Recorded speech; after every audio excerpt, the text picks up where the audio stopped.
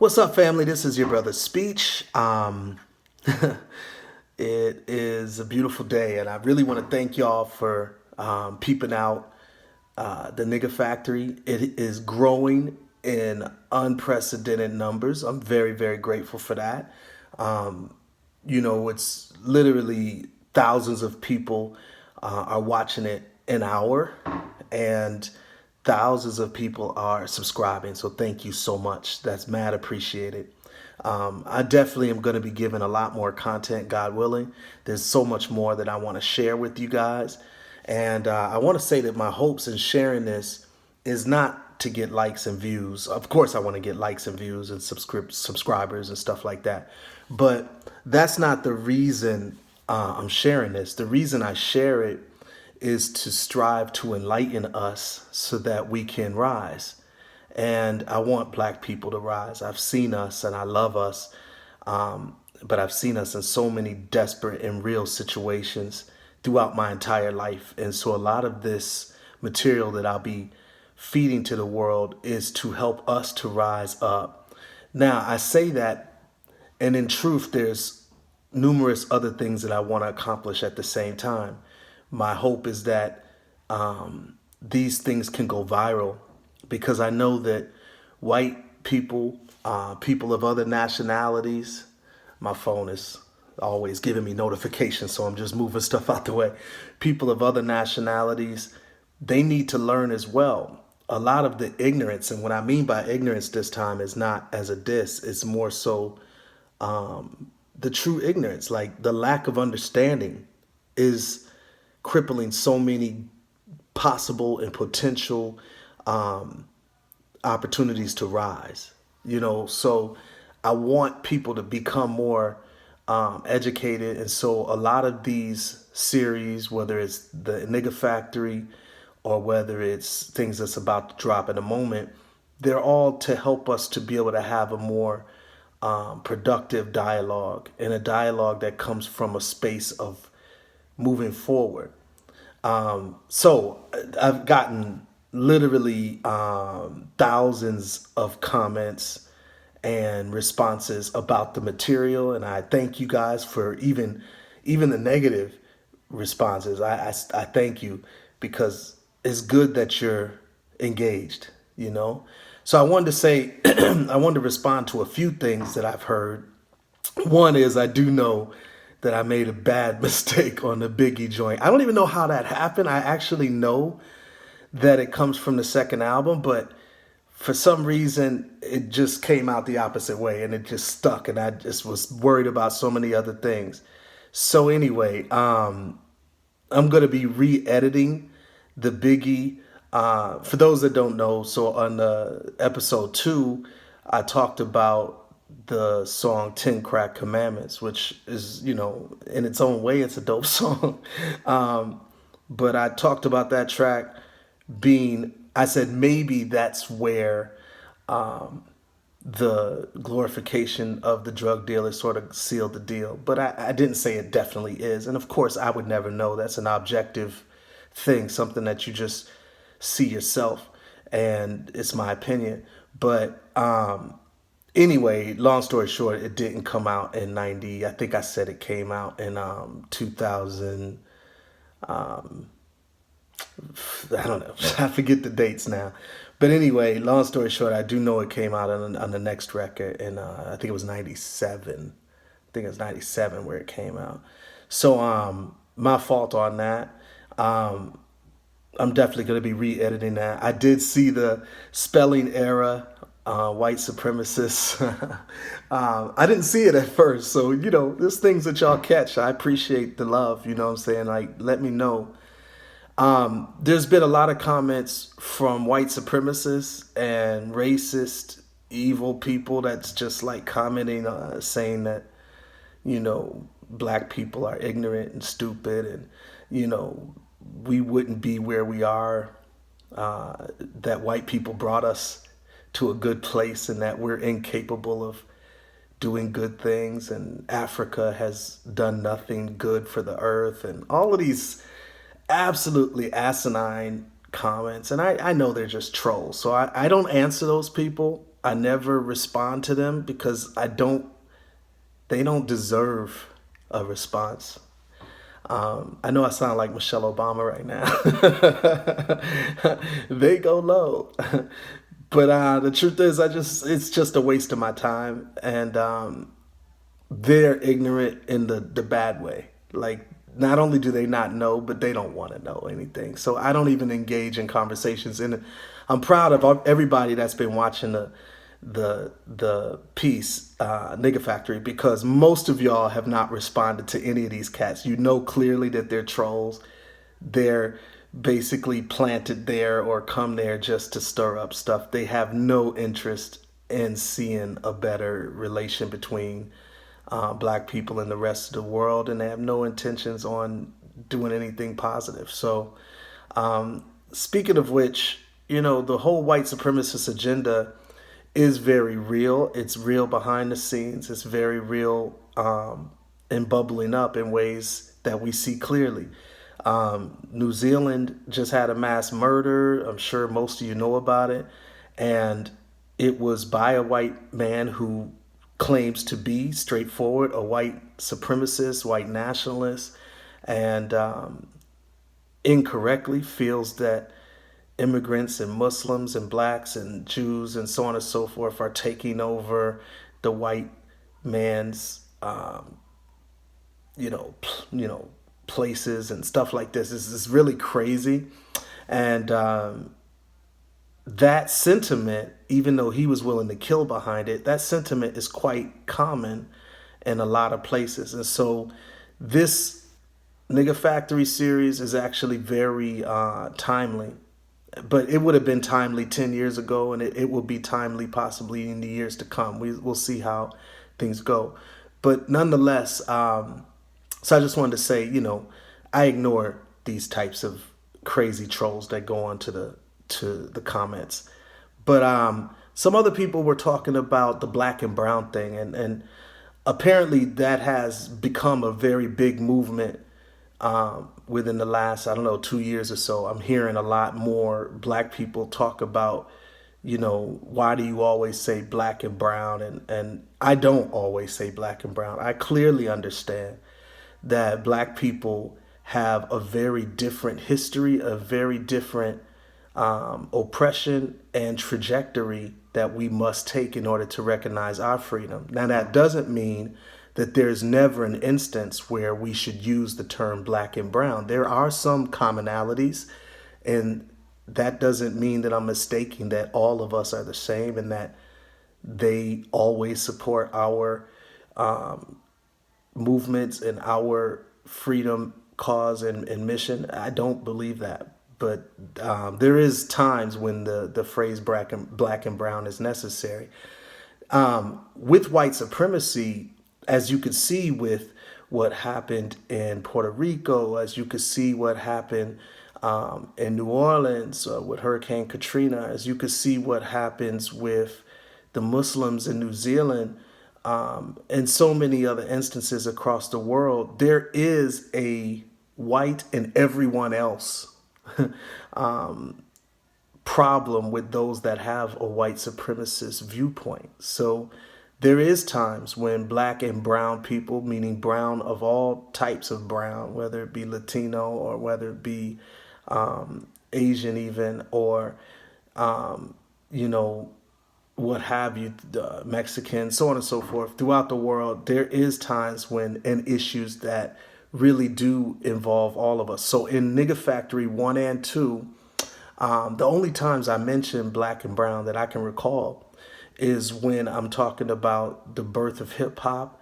Now, I wasn't there. I'm old enough to have been there possibly, but definitely, but I wasn't there. I was born in Milwaukee and hip hop was born in the Bronx, New York. So I always go by what I've heard many of the people that were there. They spoke and speak about it being created and being started by those that were black and brown. So I say that as respect to those that were there. I'm not pretending to know exactly what happened in those moments because I wasn't there.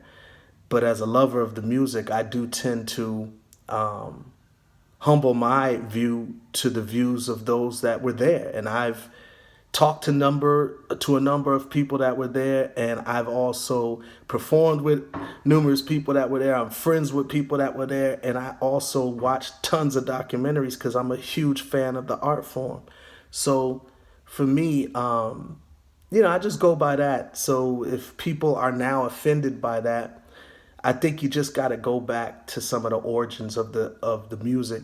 And I also think with the movement, like the ADOS movement, the American Descendants of Slaves movement, which I think is amazing and approve of, I think a lot of people have sort of painted with a broad brush this whole idea that black and brown don't should never be used together, and they get angry when they're used together, when in truth, when it comes to policies of reparations, or when it comes to certain strategies to gain our freedom as black people, yes, it's very relevant that we as blacks, and especially American descendants of slaves, have a very unique journey that we have. It's not to suggest that other people from Africa and of African descent and of the diaspora are not equally oppressed. They may be in their own right. And so I'm not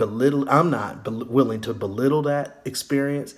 And I'm not willing to belittle the experience of any other people who have been marginalized, whether it's been Latinos and brown people across the world. They have their own histories of marginalization and oppression, and white supremacy has by all means touched people of those different backgrounds, including my native brothers and sisters in Australia, here in this country, so on and so forth.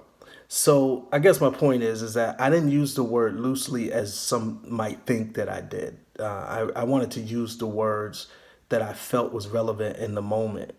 And then also, some people, talk about, we're really not black people and so on and so forth. I really didn't entertain that. I feel like there is a lot of routes that we can go right now, but whenever you're striving to push things forward, you want to make sure you can communicate.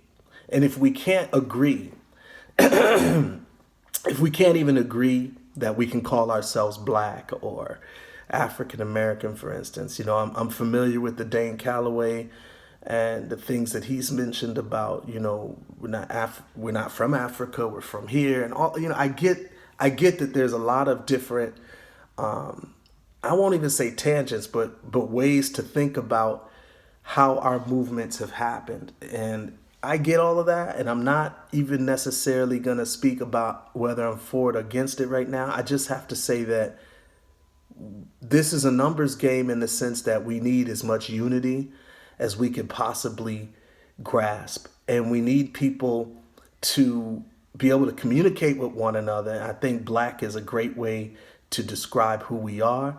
It includes, for me at least, it includes those of us throughout the diaspora, but it does not suggest that all of us have the exact same experience. We do not. And yet it does suggest, to me at least, that we do have some experiences that are very common. And in the ways that it's common, we do need to struggle together. In the ways that it's separate, we need to struggle separate. So that's what I feel about that.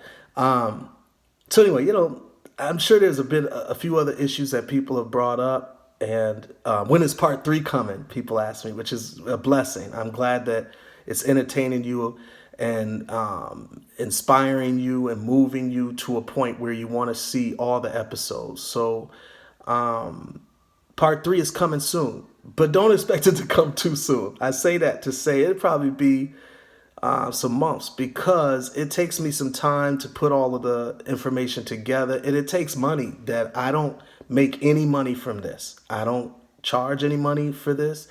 I just spend money on this. So I said in an earlier promotion that I did for the episode 1 that this is a project of love. It's not me trying to make a power move. This is a love project that I'm doing, and I'll continue to do it, but it takes money and so on and so forth. And So, it takes a minute to get these out, and, we'll see what will happen with these as I move forward.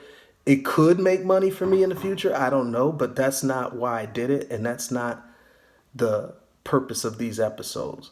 So anyway, I have played them for schools. I think that it's appropriate for schools, even though it has explicit language and it has, you know, it shows a lot of, explicit scenes, like especially when you're talking about playing it for schools. But I just wanted to say that, most of these kids from a young age are already exposed to this anyway.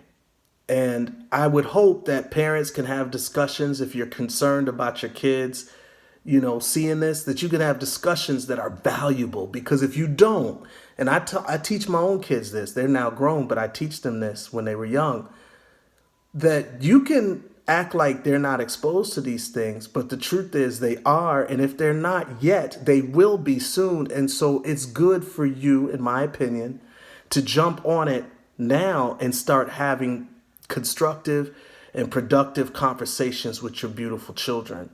And instead of just letting the world, out there, outside of your house, be the ones to dictate what's what and to teach your children worldviews and so on and so forth.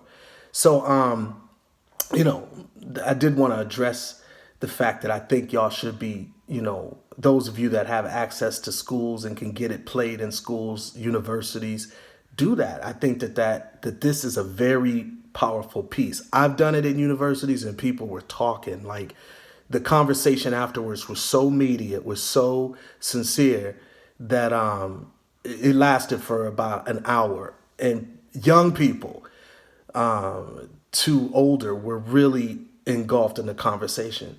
So I think it's a great tool for that, and I really would love to see people do it. We are planning to do some type of curriculum in regards to this. So, but don't wait to do that because, again, I probably will be, some months before a curriculum is created for this that's really appropriate for schools right off the bat. And it's tougher than you would think to put together a curriculum that works for all different levels and stuff like that. So, it'd take some time. And this is not the only thing that I do. So, I do this and tour and still, raising my family and working with my family and so on and so forth. So it's a lot of things that's going on. So I just don't want you to think that I'm just sort of chilling, and just being lazy about doing part 3 or, so on, or even doing this curriculum, because some of the people have wondered about that. So anyway, so that's that part. I know some people have talked about, saying that, when I said in part 1 that this is the most brutal slavery the world has ever seen. I mean, that, pain is relative. Somebody else's pain to them may be the worst, and my pain may be the worst to me. It's all relative, but I will say that historically, it's not even a matter of how long slavery in different forms have lasted. It's not a matter of, one or two things happening that was horrific in other forms of slavery. You'd have to really research American slavery. And it's really tough. And that's what I was talking about the ignorance. And this is the good ignorance where it's not a diss, it's just a fact where people do not know. If you're from the Western nations, you really have, and unless you've taken an African and an African American history class, you really have no clue what slavery was. You haven't been taught it. I can't even halfway blame you because you simply have never been taught, whether black, white, or any other race. You've not been taught the truth about American history and Western history. So you really have no clue how brutal it was.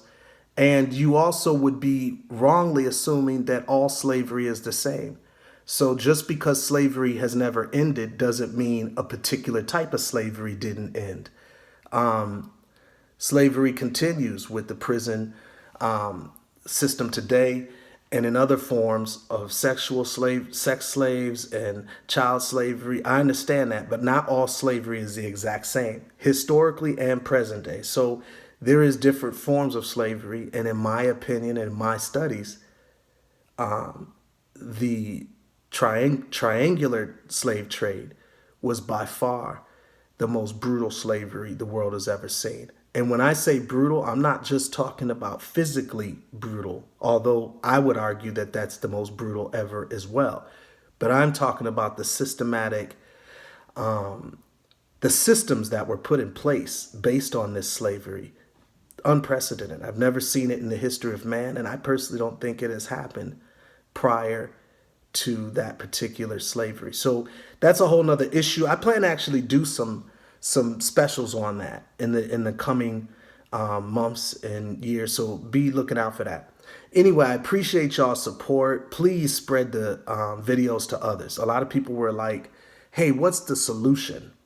And one thing you'll be surprised about is that, because I was surprised about this when I first started becoming conscious about things, is that there's no easy solutions all the time. It's rare that things can just be, a button can be pushed or a documentary could be released and it changes everything. It's not how it works. It's a consistent movement that definitely doesn't start with me, but it also doesn't start with Kendrick Lamar or any of the activists that people name today. Or this is hundreds of years in the making, and to some extent even thousands of years in the making, and it's a consistent process. So do what you can now. One of the things I always live by is a South African saying by a little boy. He says, I do what I can with what I have with the people around me. That's it. So do what you can. If you see this as powerful and you were moved by it, then assume that somebody else you know will be moved by it. Don't assume that they won't, because if you were moved, then somebody else you know will be moved. And anyway, as always, peace and love, you guys. I'm really grateful that you guys are peeping out the specials, and keep subscribing and let people know about it. That's it. I don't know what I'm doing. I'm just talking to y'all, man. I just wanted to give you a quick update. You'll hear from me a lot more. And until that time, peace and love.